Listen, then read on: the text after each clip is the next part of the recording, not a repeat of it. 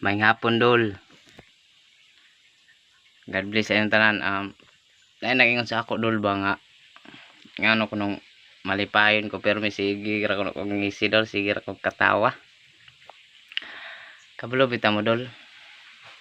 Unsa akong buhaton nganong sige ra ko katawa dol. Mura kuno og walay problema dol ana sila. Sen mo kaayo nga magmalipayon ta dol. Makontento ta kung unsay naa sa ato dol. Og ayog kaibog kung unsay maabot sa uban dol. Paningkamot lang dol. Kay tabangan ka sa Ginoo dol. Nag-ingon na Ginoo nga lihok tao kay tabangan ko ikaw. Ug mao to dol.